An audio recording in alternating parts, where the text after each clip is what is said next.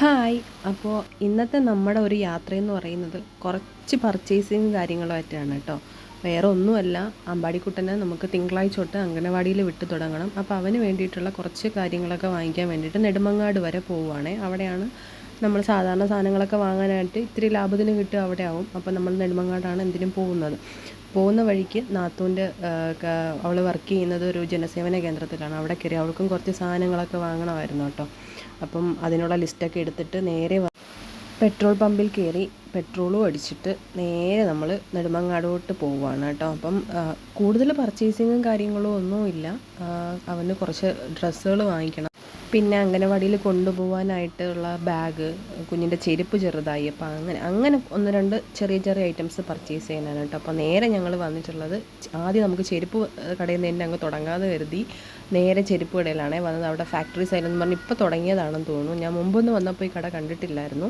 അപ്പോൾ ഇതിപ്പോൾ എന്നാലും 8-9 മാസം ആയെന്ന് പറയുന്നു തുടങ്ങിയിട്ട്. പക്ഷെ നല്ല കളക്ഷൻസ് ഉണ്ടായിരുന്നു കേട്ടോ. ഇഷ്ടം പോലെ കളക്ഷൻസും ഉണ്ട്, ഓഫറും ഉണ്ട്. അതുപോലെ തന്നെ ബാഗ് വാങ്ങാനും നല്ല ഇതുണ്ട്. പക്ഷേ കുഞ്ഞിനുള്ള ബാഗ് അവിടെ ഇല്ലായിരുന്നു കേട്ടോ. അപ്പോൾ എല്ലാം വാങ്ങിച്ച് കഴിഞ്ഞപ്പോൾ അവിടെ കമ്മൽ വെച്ചിട്ടുണ്ട്. അതിൽ നിന്ന് നമുക്ക് ഇഷ്ടമുള്ള സെലക്ട് ചെയ്യാം. അത് അവർ ഫ്രീ ആയിട്ട് അവിടെ നിന്ന് തരും. അപ്പോൾ ഞങ്ങൾ സെലക്ട് ചെയ്തത് ആ ഒരു കമ്മലാണ്. കളക്ഷൻസൊക്കെ തീർന്നിട്ടുണ്ടായിരുന്നു കേട്ടോ കമ്മലിൻ്റെ. എന്നാലും അത്യാവശ്യം നല്ല ഒരെണ്ണം തന്നെ സെലക്ട് ചെയ്തെടുത്തു കേട്ടോ.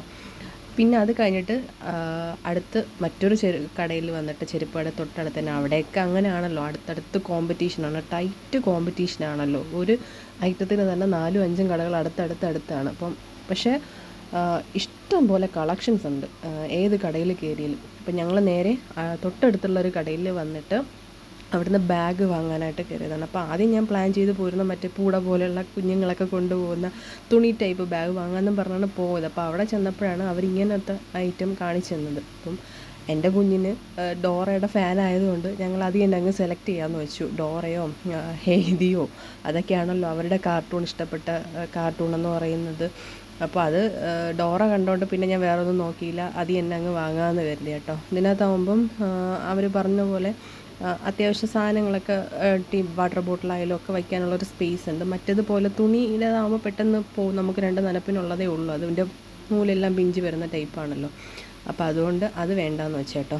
അത് കഴിഞ്ഞിട്ട് ഞങ്ങൾ നേരെ തൊട്ടപ്പുറത്തുള്ള അടുത്ത കടയിൽ കയറി ലഞ്ച് ബോക്സും വാട്ടർ ബോട്ടിലും ഒക്കെ വാങ്ങാനായിട്ട് കേട്ടോ. അവിടെ കയറിയപ്പോൾ ഇഷ്ടം പോലെ അവിടെ ഫാൻസി ഐറ്റംസ്, കമ്മലുകൾ കണ്ടാൽ അങ്ങ് കൊതി തോന്നുന്ന ടൈപ്പ് കേട്ടോ. മാലയൊക്കെ കണ്ടിട്ട് സത്യം പറഞ്ഞാൽ കുഞ്ഞു മക്കളൊക്കെ ആയിരുന്നെങ്കിൽ ക്ലിപ്പുകളും, കുഞ്ഞു പെൺപിള്ളേരൊക്കെ ആണെങ്കിൽ എന്തു വേണ്ടി സാധനങ്ങളാണല്ലേ, നമ്മൾ കൊതിച്ചു പോവും. എൻ്റെ മോൾക്കാണെങ്കിൽ ഇതൊന്നും ഇഷ്ടമല്ല. അവൾ ഇങ്ങനെയുള്ള അവൾക്ക് എപ്പോഴും സിമ്പിളായിട്ട് നടക്കാനാണ് ഇഷ്ടം കേട്ടോ.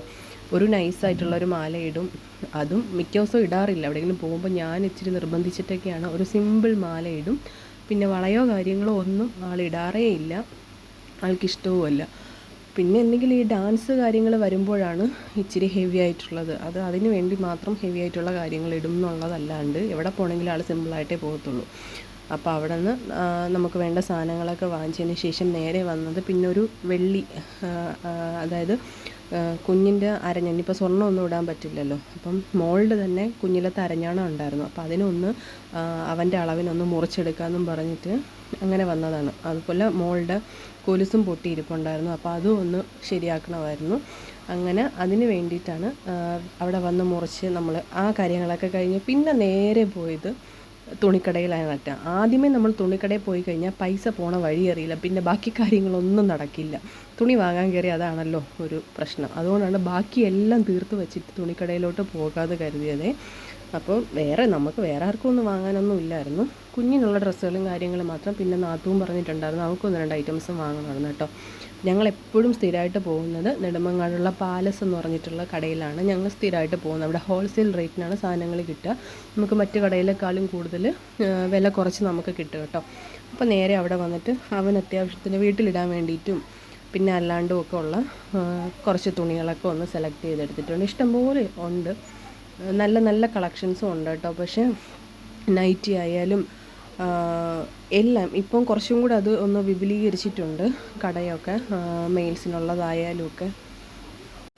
ചെരുപ്പ് കടയൊക്കെ തുടങ്ങിയിട്ടുണ്ട്. മുമ്പ് അതൊന്നും ഞാൻ കണ്ടിട്ടില്ലായിരുന്നു. ഇപ്പോൾ കഴിഞ്ഞ ടേം പോയപ്പോൾ തൊട്ട് അവിടെ ഉണ്ട് കേട്ടോ ചെരുപ്പ് കളക്ഷൻസ്. ഫാൻസി സെപ്പറേറ്റ് അങ്ങനെ വലിയ കടയാക്കി മാറ്റിയിട്ടുണ്ട്. ഫാൻസിയൊക്കെ നല്ല ലാഭത്തിന് കിട്ടുന്നുണ്ട്. കമ്മലുകളായാലും ഒക്കെ നമുക്ക് എന്ത് സാധനം വാങ്ങണമെങ്കിലും നമ്മളെ ഇവിടെ നിന്നൊക്കെ വാങ്ങുന്നതിനേക്കാളും ബെറ്റർ എപ്പോഴും നെടുമങ്ങാട് അല്ലെങ്കിൽ സിറ്റിക്കകത്ത് പോകണം. അത് സമയവും നഷ്ടമാണ്. പെട്രോൾ നമ്മളടിച്ച് പോകുന്ന നഷ്ടം അതിലോട്ടങ്ങ് പോകും. അതുകൊണ്ട് നമ്മൾ എന്തുണ്ടെങ്കിലും നെടുമങ്ങാടോട്ട് തന്നെയാണ് പോകുന്നത് കേട്ടോ. മിക്ക കളക്ഷൻസും സാധനങ്ങൾ വാങ്ങിക്കാനായിട്ടൊക്കെ അവിടെ ആയിട്ട് തന്നെയാണ് പോകുന്നത്. പിന്നെ അതും കഴിഞ്ഞിട്ട് ആവശ്യത്തിനുള്ള പർച്ചേസിംഗ് ഒക്കെ കഴിഞ്ഞ് നേരെ വന്ന് അടുത്തുള്ള ഒരു ജ്യൂസ് കടയിൽ കയറി.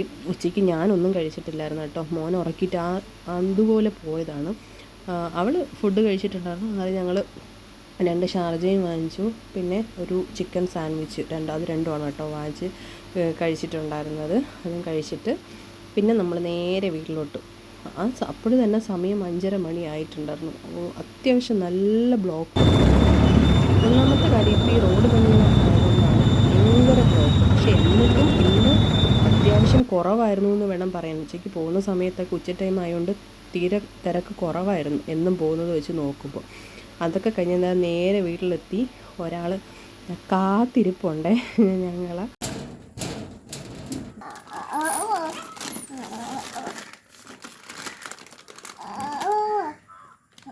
വലിയ എക്സ്പ്രഷനാണ്.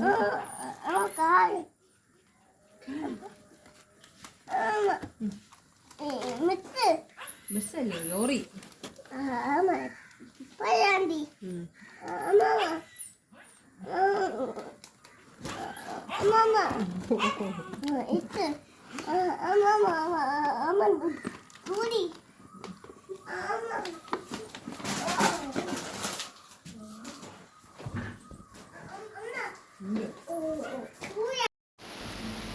അപ്പോൾ ഇന്നത്തെ വിശേഷം എന്ന് പറയുന്നത് ഇതൊക്കെയാണ് കേട്ടോ. പർച്ചേസിങ് കാര്യങ്ങളൊക്കെ കഴിഞ്ഞ് വീട്ടിൽ വന്ന് ഇനി ഒന്ന് കുളിക്കണം. ഇനി വൈകിട്ടത്തെ ബാക്കി പരിപാടികളൊക്കെ. അപ്പോൾ ഇത്രയേ ഉള്ളൂ ഇന്നത്തെ ഒരു വിശേഷം എന്ന് പറഞ്ഞാൽ. അപ്പോൾ ഈ വീഡിയോ ഇഷ്ടമായെങ്കിൽ എല്ലാവരും ലൈക്ക് ചെയ്യാനും സബ്സ്ക്രൈബ് ചെയ്യാനും മറക്കാം.